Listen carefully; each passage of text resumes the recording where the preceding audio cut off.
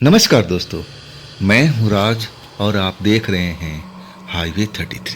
तो चले दोस्तों आज की कहानी की ओर। दोस्तों वो सर्दियों भरी रात थी। मैं अपना ऑटो रिक्शा अब एक स्टैंड पर लेकर के खड़ा हो चुका था। ज्यादा रात नहीं हुई थी, लेकिन लग रहा था कि आधी रात हो चुकी थी। मौसम बिगड़ा हुआ था, ठंड का प्रकोप बहुत काफी बढ़ चुका था और सर्दियों में तो कोहरा ने भी गजब ढा रखा था। धुंध कोहरा हर तरफ दिखाई दे रहे थे। आखिरकार मैं सोचा कि अब सवारी नहीं मिलेगी, मौसम बिगड़ चुका है, मुझे अपने ठिकाने पर चलना चाहिए। अब जो होगा कल देखा जाएगा। आखिरकार मैं अपना ऑटो स्टार्ट करके और चल पड़ा था। तभी एक आवाज सुनाई पड़ी, अरे रुको रुको रिक्शा वाले रुको। मैं ब्रेक लगाया और मैं देखने लगा, लेकिन तभी धुंध काफी बढ़ गई थी। बहुत कम दूरी का साफ साफ नजर नहीं आ रहा था। ऐसा ही मौसम अब दिखाई पड़ रहा था। आखिरकार वो चेहरा मुझे नजर आया। मैं अब जो देख रहा था कि एक 25-26 साल की ज्योति और एक हाथ में थैला लिए हुए मेरी ऑटो की तरफ आ चुकी थी। कहने लगी कि मुझे यहाँ जाना है, एक जगह का नाम बताई। अब तो मेरे पास में कोई सवारी थी नहीं। हाँ, मैं भी अपना घर की तरफ लौट रहा था। इस सवारी को मैं अब लेके जाना चाहता था ताकि 2 पैसे मैं कमा सकूं, ताकि मेरे इस रिक्शा का किराया दे सकूं। और नहीं तो किराया मेरा बढ़ता जा रहा था। अब मैं 5 दिनों से अपना ऑटो रिक्शा का किराया नहीं दे पाया था। ऐसे ही कुछ हालात मेरे साथ में उस टाइम चल रही थी। आखिरकार मैं उसको बोला, हाँ जी बैठ जाइए, मैं लेके चलता हूं। पैसा बताया, उस औरत ने कुछ भी नहीं बोला, हाँ या ना। अब मुझे लग चुका था कि इसको पैसे की परवाह नहीं है, बड़े घर की है। आखिरकार मैं उसके बताए हुए ठिकाने पर चलने लगा था। अभी ज्यादा वक्त नहीं हुआ, मैं पहले ही बता चुका था। मेरे ख्याल से 8 साढ़े 8 का वक्त हुआ था। और अब मैं जो रास्ता लेके गुजर रहा था वो मार्केट का इलाका था। अचानक एक मीट शॉप पर वो लड़की, वो औरत अब बोल पड़ी, रोकना रोकना। मैं हड़बड़ा करके ब्रेक लगा दिया था। इतनी तेज आवाज में जो बोली थी, मैं समझ नहीं पाया कि इतनी अब चिल्ला करके क्यों बोल रही है। आखिरकार वो औरत अब मेरे से बोल रही थी, सुनो आपका नाम क्या है? मैंने बोला मेरा नाम अरुण है। तब कहने लगी, अरुण एक छोटा सा काम कर दोगे? मैंने बोला जी बताइए। तब वो कहने लगी, देखो सामने मीट शॉप है, ये लो पैसे और 2 किलो मीट लेके आओ। तब तक मैं आपका इसी ऑटो में इंतजार कर रही हूँ। मुझे बड़ा अजीब लगा था। मैं अब उसको अजीब नजरों से देख रहा था। वो चाहती तो खुद जाकर ले सकती थी, लेकिन वो ऑटो में बैठे बैठे मेरे को फरमान सुना दिया था। आखिर मैं रिक्शा चालक था ना। मैं जाकर के जल्दी से वो मटन शॉप पर पहुंचा। पैसा दे दिया, भैया जल्दी से 2 किलो मटन तोल दो। दुकानदार भी खाली बैठा हुआ था। वो भी सोच रहा था कि अब सर्दी का अब एक तरह से सितम ज़्यादा बढ़ चुका है, ग्राहक है नहीं तो दुकान बंद कर लिया जाए। तब तक मैं पहुंच ही चुका था। मुझे देख कर उसकी आंखों में चमक सी आ गई थी कि चलो कोई ना कोई ग्राहक तो आया। और जल्दी जल्दी मटन काट करके पैक करके दे चुका था। पैसा मैं तो पहले ही पकड़ा चुका था उसको। इसके बाद मैं अपने ऑटो रिक्शा में आ गया। थैला उसको पकड़ा दिया, उस औरत को जो हमारी ऑटो रिक्शा की सवारी थी। तब मैं उसके बताए हुए पते पर चलने लगा। वो ठिकाना अब एक तरह से आने वाला था, लेकिन वहां पर एक चौराहा था। हमें सीधा रास्ता जाना था, लेकिन उस चौराहे पर पहुंचते ही उस औरत ने बोला, आप बाएं साइड वाले पर सड़क पर मोड़ लो। अब मेरा जो किराया जो तय हुआ था वो ठिकाना तो आ चुका था, चौराहा पार करते ही, और वो कॉलोनी आ चुकी थी। लेकिन ये जो मैडम थी अब तो ना जाने कहाँ लेके आ रही थी। मुझे अब थोड़ा गुस्सा आ रहा था कि अब कहाँ लेके जाएगी, अब किराया मुझे बढ़ाना पड़ेगा। तभी मैं अब एक तरह से रिक्शा रोकते हुए कहने लगा कि मैडम आपने तो इस कॉलोनी के लिए बात किया था और आप दूसरी जगह जा रही हो।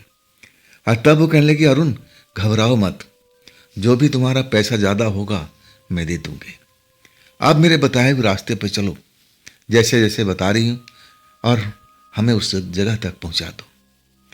अब मैं थोड़ा दिल में राहत लिया कि चलो, अब इसने बोल दिया तो किराया अब मैं ज़्यादा बढ़ा के ही बताऊंगा, ताकि मैं अब ज़्यादा से ज़्यादा कमा सकूं। और आखिरकार मैं उस औरत के बताए हुए रास्ते पर चलता रहा। आधा घंटा बीत चुका था। अब जो कॉलोनी थी पीछे छूट चुकी थी, हम नई कॉलोनी की तरह चल पड़े थे। आखिरकार कॉलोनी का पहला घर के सामने अब रिक्शा रुकवा दिया। रोक दो अरुण, और जरा दरवाजा खटखटा दो। मुझे समझ में नहीं आ रहा था ये औरत आखिरकार रिक्शे से क्यों नहीं उतर रही है। मटन लेने मैं गया था, अब ये अपने घर के दरवाजे पर आकर के अब मुझसे कह रही है कि दरवाजा खटखटा दो। अरे इसका घर है, खुद जाना चाहिए। लेकिन मैं हूं रिक्शा वाला ना, लोग बाग ज्यादातर ऐसे ही आदेश देते थे। आखिरकार मैं उतर करके दरवाजा खटखटाने लगा। कुछ देर के बाद में दरवाजा खुला। एक बुजुर्ग व्यक्ति दरवाजे से अब बाहर निकल करके मेरे सामने आ गया। क्या है? बड़ी बेरुखी आवाज में अब वो बोला। तब मैंने कहा, ऑटो रिक्शा में मैडम जी, उन्होंने बोला था दरवाजा खटखटाने के लिए। अब एक तरह से वो बूढ़ा इंसान ऑटो रिक्शा की तरफ देखने लगा, और तब उसके चेहरे पर एक चमक सी नजर आ चुकी थी। और वो जल्दी से ऑटो रिक्शा के पास पहुंच गया था और कहने लगा, देखो मैं तुम्हारा इंतजार तो कब से कर रहा था और तुम थोड़ा देर पहुंची हो। अब वो जो मैडम थी मेरी ऑटो रिक्शा की सवारी, कहने लगी, हाँ थोड़ा अब टाइम मुझे लग चुका था, लेकिन मैं पहुंच तो गई ना। अब एक तरह से वो ऑटो से उतर चुकी थी और वो बूढ़ा आदमी अब उसको लेकर के घर की तरफ जा रहा था। अब मैं देख रहा था कि अब मुझे मेरा पैसा देगी, अब मेरा पैसा देगी, लेकिन वो तो अंदर जाती रही। आखिरकार जब दरवाजा बंद होने लगा तब मुझे आवाज़ देना पड़ा कि मैडम जी मेरा किराया तो दे दो, ताकि मैं अपने घर वापस चला जाऊं। तब वो कहने लगा, अरे मैं तो भूल गई, सुनो अभी मुझे जाना नहीं है, तुम वापसी जिस जगह से तुम मुझे लेके आए थे और उसी जगह पर मुझे छोड़ देना, मैं तुम्हारा किराया डबल कर दूंगी, थोड़ा तुम्हें इंतजार करना पड़ेगा, रुको यहाँ पर। अब मैं भी सोच में पड़ गया था कि चलो अब तो कोई सवारी मिलने से रही, मौसम बिगड़ा हुआ है, मुझे इंतजार कर लेना चाहिए। आखिर वो डबल पैसा देने के लिए तैयार है, तो इसमें हर चीज क्या है। अब फिर मैंने कहा कि ठीक है मैडम, मैं ऑटो रिक्शा में इंतजार कर रहा हूँ। और वाकई में ठंड बहुत ज़्यादा बढ़ा हुआ था, ठंडी हवाएं तेज तेज चल रही थी। और उस कॉलोनी में अब वो पहला ही घर था। कॉलोनी कोई ज़्यादा विशेष बड़ी नहीं नजर आ रही थी और मुझे लग रहा था कि वो नया कॉलोनी बनी हुई थी। अब एक तरह से अब कई जगह पर अब मकानों का काम जैसे चल रहा हो, ईंट बजरी ऐसे सामान अब रोड पर दिखाई दे रहे थे गिरे हुए। और मैं अपना ऑटो रिक्शा में आ करके बैठ चुका था। गर्म कपड़ा तो पहन रखा था, स्वेटर वगैरह, लेकिन तब भी ठंडक बहुत ज़्यादा थी। अब मेरे पास में अब इमरजेंसी के लिए मैं कंबल रखता था, और वही कंबल मुझे अब अपने थैले से निकालना पड़ा। वाकई में कंबल ओढ़ करके मुझे थोड़ी राहत महसूस हुई और मैं अब पिछली सीट पर आ चुका था। अब मैं इंतजार करते करते ना जाने कब मेरी आंख लग चुकी थी। मैं एक तरह से सपनों की दुनिया में अब आ चुका था। मैं अब मीठे मीठे सपने देख रहा था। कितना टाइम हो चुका था मुझे कुछ भी मालूम नहीं। आखिरकार जब एक आवाज सुनाई पड़ी तब मेरी आंख खुल चुकी थी। तब मैंने देखा कि वही बुजुर्ग अब मुझे जगा रहा था। उठो रिक्शे वाले, उठो, मैडम को ले जाओ। तब मैं हड़बड़ाता हुआ उठा, कंबल संभालता हुआ, और फिर मैं अगली सीट पर अपनी स्टेयरिंग पर आकर के संभाल चुका था। मैडम इधर से तो बड़ा सही गई थी, लेकिन उस घर से निकल रही थी ना, तो उसकी चाल बदला हुआ था, जैसे वो मदहोशी में हो। जैसे वो बहुत सारा नशा कर रखा हो, और कदम डगमगा रहे थे। अब मैं उनकी ये हालात देख करके सोच में पड़ गया कि अब ये तो लग रहा है कि शराब वराब पी रखी है, क्या मुझे इनको ले जाना चाहिए। मैं सब सोच में पड़ा हुआ था, और तब तक वो बूढ़ा आदमी उस औरत को पकड़े हुए और संभालते हुए ऑटो रिक्शा में बिठा दिया। मैं कुछ भी बोल नहीं पाया था। आखिरकार बूढ़े कर्कश आवाज निकालते हुए एक तरह से मुझे आदेश दे रहा था, रिक्शे वाले वापस जाओ और उसी जगह पर अब इनको छोड़ देना, पैसा तुम्हें वहीं पर मिल जाएगा, मैडम ही दे देगी, जाओ अब निकल जाओ। आखिरकार उसकी बहुत बेसुरी आवाज सुन करके लग रहा था कि फटा बांस अब एक तरह से चरमरा रहा हो, आवाज ऐसी कर्कश उसकी सुनाई पड़ रही थी। अब मैं अपना ऑटो रिक्शा स्टार्ट कर दिया था। मैं देख रहा था कि वो मैडम पिछली सीट पर आंखें बंद करके लेट चुकी थी। अब मुझे अब 100% विश्वास हो चुका था कि जरूर वो नशे में है, शायद कोई नशा का सेवन कर रखा है। अब मैं अपना ऑटो रिक्शा लेके चल पड़ा था, जिधर से मैं आया था, और उसी रास्ते को अब मैं पकड़ता हुआ आगे की तरफ निकलता जा रहा था। अब वाकई में जब मैं उस जगह पर पहुंचा तो लगभग आधी रात से ज्यादा का वक्त हो चुका था। हर तरफ सुन्नापन था। अब ठंडी की रात में कौन निकलता है। सड़क पर कोई भी ट्रैफिक मुझे नहीं दिखाई दे रहा था। जब मैं उस स्टैंड पर पहुंचा ना, तो वाकई में मुझे लग रहा था कि मेरे हाथ में घड़ी नहीं थी, लेकिन मैं अंदाजा लगा चुका था कि कम से कम 1 या 1:30 बज रहा होगा। आखिरकार मैं उस स्टैंड पर पहुंच करके ऑटो रिक्शा रोक दिया था। अब मैं उस मैडम को अब आवाज देने लगा कि मैडम जी उठिए, अब आपका ठिकाना आ चुका है, उतरिए और मुझे मेरा पैसा दीजिए ताकि मैं भी अपने घर जा सकूं। लेकिन वो औरत टस से मस नहीं हो रही थी। अब मैं बार बार उसको आवाज दे रहा था कि मैडम उठ जाइए, देखिए मुझे भी घर जाना है, मुझे भी ठंड लग रही है, मैं भी अपने घर पर जाकर आराम करना चाहता हूं। लेकिन वो औरत कुछ बोले तब ना। मैं ना जाने कितनी बार आवाज दे चुका था, लेकिन वो औरत हमारी कुछ सुन ही नहीं रही थी, अभी भी आंख बंद किए हुए पिछली सीट पर लेटी हुई थी। वाकई में मैं बहुत ज्यादा अब एक तरह से गुस्सा हो चुका था मन ही मन, लेकिन वो मेरी सवारी थी और सवारी से तो गुस्सा करना ठीक बात नहीं है। अब मुझे गुस्सा तब आता था जब मेरे कोई बात सुनता नहीं था। ये मेरी बचपन की आदत थी और वो आदत अभी भी मेरे साथ में बनी हुई थी। आखिरकार मैं अब एक तरह से पिछली सीट पर आ चुका था। अब मैडम के कान के पास आकर के आवाज दे रहा था, मैडम जी उठिए, मैडम जी उठिए, आपका ठिकाना आ चुका है और आप रिक्शे से उतरिए, अब मेरा पैसा दीजिए, अब फिर मैं अपने घर चलूं। लेकिन अभी भी औरत कान के पास बोलने के बाद भी जरा भी सुगबुगा नहीं रही थी।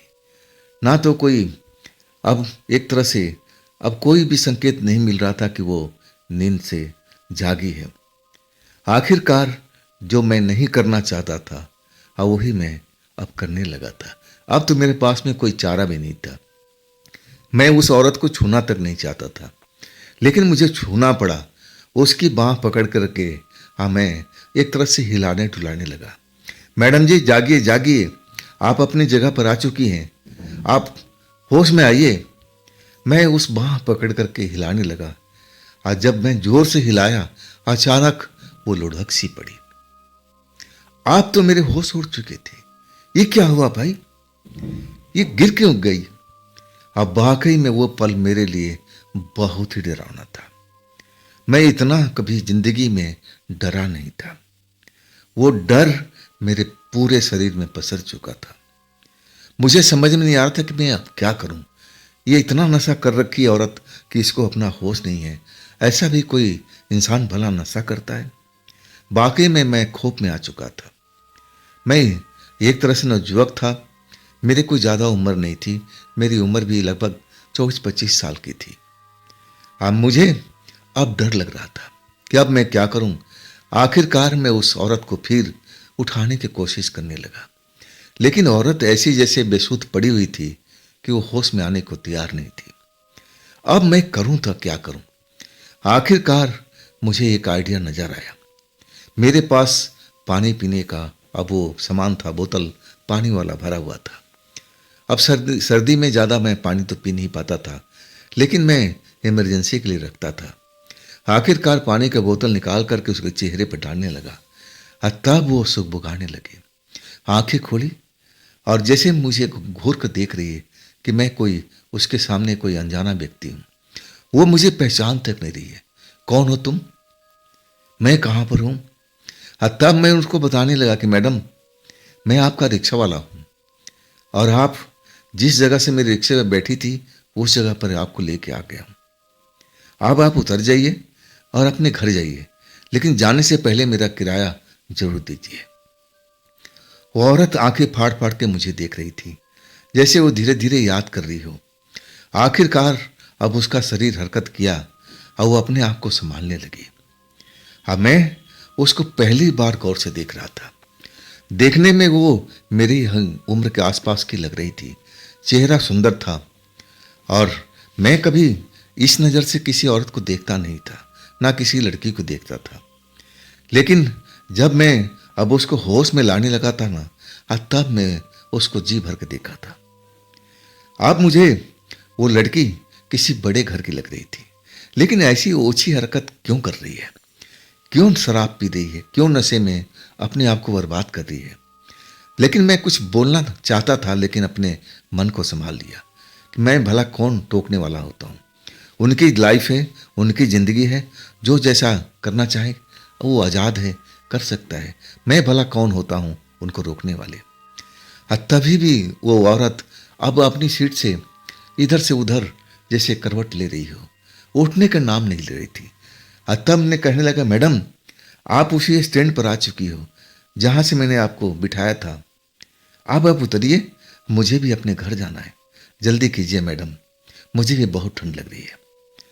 तब औरत अब मुझे बड़े ध्यान से घूरने लगी, जैसे अभी भी उसका सुरूर उतरा ना हो। तब कहने लगी, अरे तुम तो बड़े प्यारे हो, तुमने मेरी इतनी मदद की, तो एक काम करो, मेरे घर तक पहुंचा दो। ज़्यादा दूर नहीं है, बस पास में ही है। अब तो तुम मेरी हालत देख रहे हो ना, मैं संभल नहीं पा रही हूँ, इतना तो कर ही दोगे ना? मैंने बोला, हाँ, बस मुझे अपना रास्ता बता दीजिए ताकि मैं आपके घर तक छोड़ सकूं। इसके बाद मैं अपना ऑटो रिक्शा स्टार्ट कर दिया था। मन ही मन भगवान को धन्यवाद कर रहा था कि चलो अब ऐसी भी सवारी मिल जाती है। लेकिन ये सवारी अब होश में आ चुकी थी। मेरे साथ भी ऐसे कई घटना हो चुका है, जो शराबी युवक को बिठा रखा था और वो भी ऐसा ही हरकत किया था, बेहोश हो गया था। आखिरकार मुझे उसको थाना में छोड़ कर आना पड़ा था। मुझे किराया भी नहीं मिला था, लेकिन आज मैं बहुत ही खुश था। अब मैं वो घटना अब मेरे साथ में नहीं हो रहा था। औरत अपने होश में थी, लेकिन सरूर में थी। अब बोल रही थी कि घर तक छोड़ दो। आखिरकार मैं उसके बताए हुए रास्ते पर चलने लगा। अब एक बड़ी सी बिल्डिंग जैसा था और वहाँ तो बहुत बड़ी बड़ी बिल्डिंग थी। इसके बाद वो सब देखते हुए और उसके बताए हुए रास्ते पर चलने लगा, लेकिन वो बड़ी बड़ी बिल्डिंगों के इलाका पीछे छूट चुका था। अब मैं तो उस रोड से काफ़ी दूर अंदर आ चुका था। और तब मैंने मैडम से कहने लगा कि मैडम, हम तो उस रोड से काफ़ी दूर आ चुके हैं, आपका घर है कहाँ पर? वो मैडम कहने लगी, बस थोड़ी ही दूर पर मेरा घर है। आखिरकार उसके ठिकाने पर मैं आ चुका था, लेकिन मैं जब देखना शुरू किया तो जिस जगह पर मैं ऑटो रुका था वहाँ पर कंस्ट्रक्शन का काम चल रहा था, कोई घर बन रहा था। अब ये भला घर उसका कैसे हो सकता था? अब मैं एक तरह से नीचे उतर चुका था ताकि वो औरत को मैं उतार सकूं, अपना किराया वसूल करके अपने घर जा सकूं। औरत उतरते समय डगमगा रही थी, जैसे अभी भी उसका सरूर उतरा ना हो। आखिरकार वो हाथ बाहर करती और कहने लगी, मुझे ज़रा संभाल दो, मैं कहीं गिर ना पड़ूं। आखिरकार ना चाहते हुए भी मुझे उसको सपोर्ट देना पड़ा और तब वो बड़ी मुश्किल से संभल करके उतरी। अब फिर कहने लगी, बस यही तो हमारा घर है। मैं देख रहा था कि घर अंधेरे में भरा हुआ था। अभी तो वहाँ घर बनाने का काम चल रहा था। ये भला इस घर में कैसे रह पाती होगी, जहाँ पर कोई बिजली ना हो, अब बिल्कुल सुनसान पड़ा हुआ है। अभी तो लग रहा था कि अधूरा घर बना हुआ है। अभी तो इसमें बहुत सारा काम है। आखिरकार मैं कोई सवाल करता और उससे पहले बोल पड़ी, घबराओ मत, ये मेरा पुराना मकान था। हम पुराने मकान को तोड़ करके नया बना रहे हैं, लेकिन एक कमरा मेरा अभी भी सुरक्षित है। अब मैं उसी कमरे में रहती हूँ। चलो मुझे उस कमरे तक पहुँचा दो। बहुत बहुत आपकी मेहरबानी होगी। आखिरकार मैं हालात से अब एक तरह समझौता कर लिया था कि जल्दी करते हैं, इस औरत को अब इसके कमरे तक पहुंचाते हैं, अब फिर मैं किराया लेकर के लौट जाऊंगा। अब वैसे ही मैं उस कंस्ट्रक्शन वाले घर में पहुंच गया। हर तरफ रोड़ी बजरी ना जाने क्या क्या ईंट पत्थर पड़े हुए थे। अब रास्ता अब एक तरफ से बनाते हुए मैं आगे की तरफ चल रहा था। अब कई बार वो मैडम गिरते गिरते बची थी। अब वो मेरी गर्दन में अपनी बाहें लगाकर जैसे झुल गई थी। इतना नज़दीक मैं उसको देख करके मेरे मन के अंदर में आप ना जाने कैसी कैसी हलचल हो रही थी। मैं कभी स्त्री का सुख पाया नहीं था, लेकिन मैं इन चीज़ों को अब एक तरह से महसूस करना चाहता था। लेकिन अभी मेरी कोई खास उम्र नहीं हुई थी, ज़्यादा से ज़्यादा 24-25 साल, लगभग इतना ही हुआ होगा। और हमारे यहाँ पर अब ये सब चलन नहीं था। हमारे यहाँ पर हमारे गांव में अब स्त्री सुख उसी को मिलती थी जिसको शादी कर लिया जाता था। दुल्हन हमारे घर में आती थी। अब ऐसे ही हमारे घर में गांव में सब चलता था। अब मैं तो शहर में आए हुए मुश्किल से अभी 11 महीने हुए थे, लेकिन इस शहर के हालात देख करके मैं बहुत दंग रह गया था। यहाँ तो ये सब अब एक तरह से आम बात थी।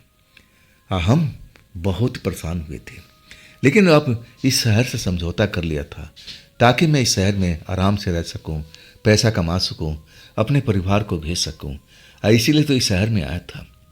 आखिरकार मैं उस कमरे में लेके पहुंच चुका था। कमरे में वाकई लाइट जल रही थी, लेकिन बाहर से देखने में अब वो पूरा घर अंधेरे से भरा हुआ था। और वो मैडम सही कह रही थी कि सब घर एक तरह से तोड़ा गया था, लेकिन एक कमरा अभी भी सुरक्षित था। कमरे का अब एक तरह से अपनी बैग से चाबी निकाली। अब मुझे चाबी पकड़ा के कहने लगी कि थोड़ा ताला खोल दो, इतना तो कर ही सकते हो ना। अब मैं ताला खोल दिया। अब फिर वो कमरे के अंदर अब मेरे हाथ पकड़े हुए दाखिल हो चुकी थी। अभी भी लग रहा था कि वो नशा उस पर हावी है, नशे के सुरूर में है। और अचानक अपनी पलंग पर गिर पड़ी। गिरते टाइम उसने मेरा हाथ पकड़ करके खींच लिया था। अब मैं उसके ऊपर में, और उसी वक्त जैसे कमरे में लाइट चली गई थी। अब जैसे ही मैं गिरा ना, मुझे कुछ याद नहीं कि मेरे साथ में हुआ क्या, मैं हूँ कहाँ पर। सब कुछ जैसे अंधेरा हुआ था ना, जैसे मैं अंधेरे में आ चुका हूँ, जैसे मैं सब कुछ भूल करके आज बिल्कुल बेहोशी की हालत में पड़ चुका हूँ। कुछ भी याद नहीं है। जब मुझे होश आया ना, तो अपने आप को अब एक तरह से देख रहा हूँ कि मैं उसी घर में हूँ, और उस घर में कबाड़ भरा हुआ था। एक जैसे तख्त पड़ी हुई थी पुरानी, और उसी तख्त पर मैं गिरा पड़ा हूँ। सुबह हो चुका है। मैं आंखें फाड़ फाड़ कर देख रहा हूँ, वो औरत कहाँ गई, मैडम कहाँ गई? उसने तो मेरा किराया तक नहीं दिया, कहाँ गई? मैं जब अपने आप को देखने लगा तो मुझे बड़ी हैरानी हुई। मेरे शरीर पर अब एक तरह से मैं कहूँ ना कि कपड़ा नाम का कोई चीज़ नहीं था। शरीर पर अब नोचने खसोटने की बहुत सारी लकीरें बनी हुई थी। जैसे लग रहा था कि उस औरत ने मेरे साथ में रात में ना जाने क्या क्या किया।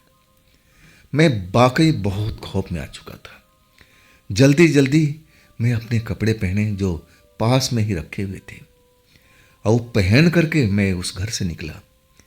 अभी भी उस जगह पर कोई था नहीं। सुबह हो चुका था, सर्दियों का टाइम था। अभी भी फॉग, एक तरह से कोहरा अब छाया हुआ था। मैं दौड़ते हुए एक तरह से अपने ऑटो रिक्शा के पास में आया। तब मुझे देख करके बड़ा तसल्ली हुई कि ऑटो रिक्शा मेरा उसी स्थान पर खड़ा था। वाकई में वो पल मेरे लिए बहुत ही डरावना था। मैं डर से कांपता हुआ ऑटो रिक्शा में सवार होकर के मैं अपने घर की तरफ निकल गया था। घर पहुंचने के बाद सब कुछ वही सोच रहा था, ये औरत कौन थी।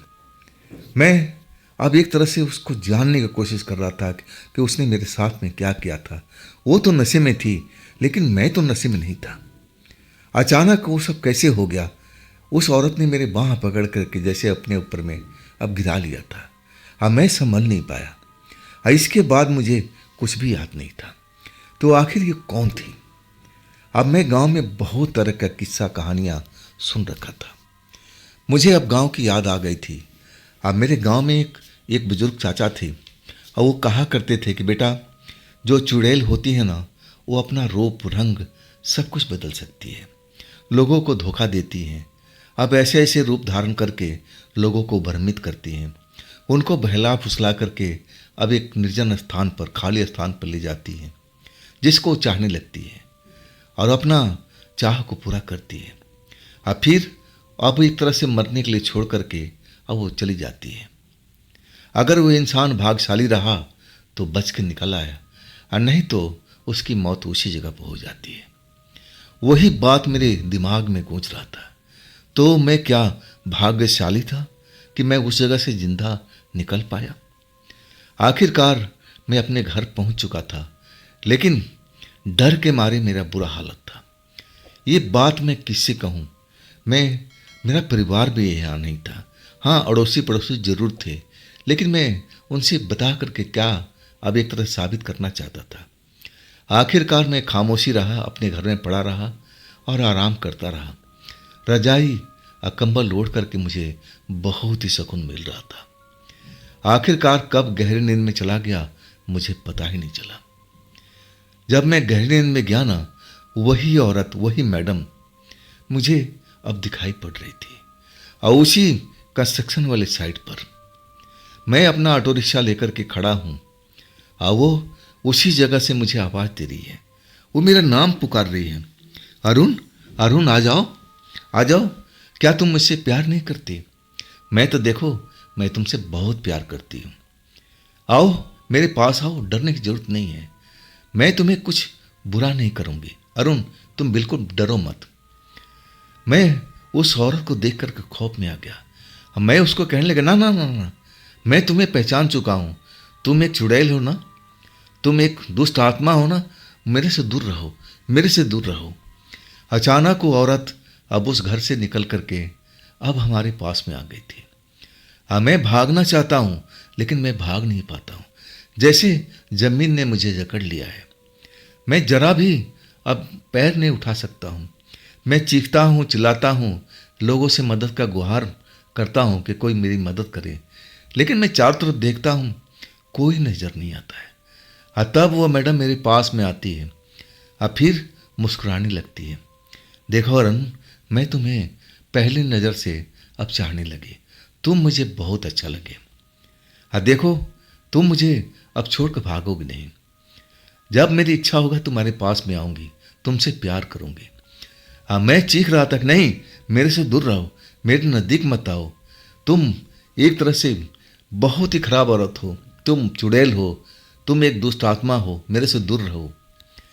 तब उसने अब हंसते हुए अपने असली रूप में आ गई थी। सुंदर चेहरा कब उसका भयानक हो गया था, मैं तो देख करके कांप चुका था। मैं चीखता रहा, बचाओ बचाओ, लेकिन उस जगह पर कोई नहीं था। अचानक मेरी आंख खुलती है, मैं पसीने पसीने से भीगा हुआ, जैसे लग रहा था कि औरत मेरे कमरे के अंदर ही थी। मुझे ऐसा आभास हुआ था। तब मैं खौफ में भरा हुआ था। दोपहर हो चुकी थी।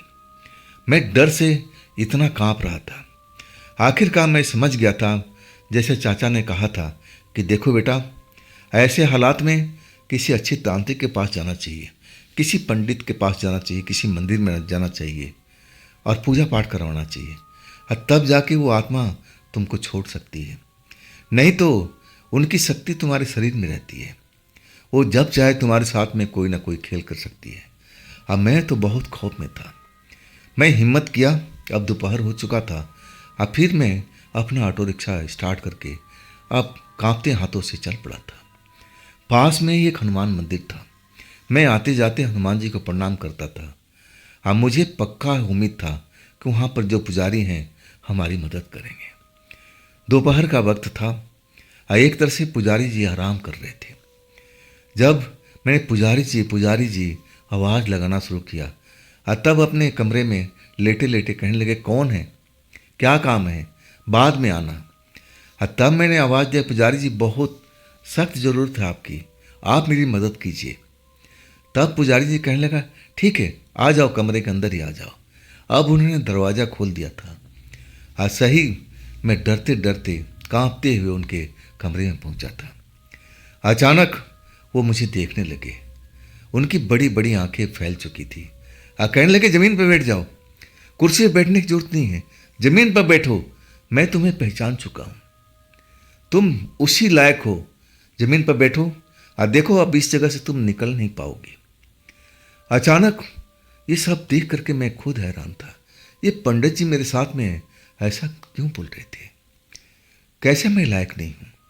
मैं एक इंसान हूँ और ये मेरे साथ में ऐसा व्यवहार क्यों कर रहे हैं? पंडित जी उठे और फटाफट जैसे गंगा जल लिए हुए थे हाथों से मेरे ऊपर छिड़कने लगे। और जैसे गंगा जल मेरे शरीर पर पड़ रहा था ना, ऐसे लग रहा था मेरे शरीर में आग सी लग रही है। बहुत बेचैनी हो रही थी। मैं छटपटा रहा था उस अग्नि को शांत करने के लिए। अचानक मेरे शरीर में तकलीफ बढ़ चुकी थी। मेरे बदन में पोर पोर में दर्द होने लगा था और ऐसा एक वक्त आया कि मैं अपने होश में नहीं था। जब मैं अपनी आंखें खोला तो पंडित जी मुझे जगा रहे थे। उठ जाओ बच्चा, उठ जाओ, सब कुछ मैंने सही कर दिया है, तुम सही वक्त पर आ चुके थे। और तब अब मैं भी ज़मीन पर बेहोश पड़ा हुआ था। मैं उसी फर्श पर था। अब एक तरह से उठने की कोशिश करने लगा, लेकिन कमजोरी छाई हुई थी। पंडित जी सहारा दिए और फिर उसी कुर्सी पर बैठाए। कहने लगे, आराम करो, बताओ तुम इन चक्रों में कैसे फंस गए? मैं कहने लगा, पंडित जी मुझे कुछ मालूम भी नहीं, मैं तो एक सवारी लड़की को बिठाया था। अब मैं पूरा कहानी बताने लगा कि पंडित जी मैं अब उस औरत को कहाँ कहाँ ले गया था। आखिरकार पंडित जी बताने लगे कि वो देखने में औरत थी, लेकिन वो एक दुष्ट आत्मा थी, तुम्हारे जैसे अब नौजवान को तलाश करती है रात के टाइम में, और तुम एक तरह से उसका शिकार बन चुके थे। तुम्हारे अब सही कर्म थे कि सही वक्त पर तुम मंदिर के अंदर में आ गए और तभी तुम्हारी जान बच पाई थी। अगर तुम नहीं आते ना, टाइम गंवाते रहते और तुम पर इतनी हावी हो जाती कि तुम्हारा शरीर वो छोड़ती नहीं जब तक तुम्हारी आत्मा को निकाल ना ले। वाकई में वो पल मेरे लिए सबसे बड़ा डरावना था। आखिरकार पंडित जी मुझसे कहने लगे कि बेटा अभी भी मुझे डर है, लेकिन मैं तुम्हें एक ऐसा यंत्र बना के देता हूँ, वो गले में हमेशा लगा के रखना, कभी भी उसको निकालना मत। अगर वो गुम हो जाए तो मेरे पास में आ जाना, मैं दूसरा बना दूंगा। वो औरत तुम्हारी 6 महीने तक पीछा करेगी, जहाँ तक मैं समझ रहा हूँ। अगर वो 6 महीना सही सलामत तुम्हारा निकल गया ना, तो तुम्हारा कुछ नहीं बिगाड़ पाएगी, क्योंकि वो तुम्हें इस्तेमाल कर चुकी है, तुम्हें जान चुकी है, तुम्हारे खून को चख चुकी है। वो आसान शिकार को अब वो छोड़ना नहीं चाहेगी। वो कोई ना कोई जाल बनाएगी, तुम्हें फंसाने की कोशिश करेगी, और तुम दोबारा उसके जाल में फंस गए तो फिर तुम जिंदा नहीं रह पाओगे। ये वही चाहती है दुष्ट आत्मा। आखिरकार पंडित जी ने सब बता दिया था कि क्या क्या करना था। वो यंत्र को अपने गले में लगा लिया था। अब फिर मैं बोला, पंडित जी मैं ये शहर छोड़ करके गांव चला जाऊंगा, जब तक 6 महीना ना बीते मैं अपने गांव में आराम करूंगा। अब पंडित जी कहने लगे, बेटा तुम कहीं भी चले जाओ, लेकिन तुम्हें उससे बचना ही पड़ेगा। तुम गांव में जाओ चाहे विदेश चले जाओ, वो तुम्हारी पीछा नहीं छोड़ेगी। लेकिन मैं अब इस शहर में रहना भी नहीं चाहता था। मैं इतना डर चुका था, मुझे लगा कि मेरे गांव ही जाना ठीक है। इसके बाद मैंने वही फैसला किया और अपने गांव पहुंच गया था। घर में सब किसी को बताया था कि मेरे साथ में क्या घटना हुई। अब मेरे परिवार वाले कह रहे थे कि ना अरुण, अब तुम्हें शहर नहीं जाना है। और वो 6 महीना मैं बड़ा फूक फूक के कदम उठाया था। रात के टाइम तो कभी भी घर से बाहर नहीं निकलता था। हालांकि खेत खलिहान था। अब मेरे माता पिता भी, मेरे भाई भी, अब कोई नहीं चाहता था कि मैं रात के खेतों में जाऊं रखवाली करने के लिए। सब जानते थे कि मेरे साथ में क्या हुआ। आखिरकार वो 6 महीना जब अच्छी तरह से गुजर गया, तब मुझे यकीन हुआ कि हाँ, अब मैं उस चुड़ैल से वो पीछा छुड़ा चुका हूँ। तो दोस्तों, ये थी आज की अरुण की कहानी। ये कहानी आपको कैसी लगी ज़रूर कमेंट में बताइएगा। अब दोस्तों, ये भी चैनल आप ही का है, तो इसको भी अपना प्यार दीजिए, लाइक कीजिए, सब्सक्राइब कीजिए अगर आपने नहीं किया है तो, और अपने दोस्तों को शेयर भी कीजिए। फिर दोस्तों, हम कल मिलते हैं इसी टाइम में, इसी चैनल पर, इसी समय पर। आप लोग अपना ख्याल रखिएगा। नमस्कार।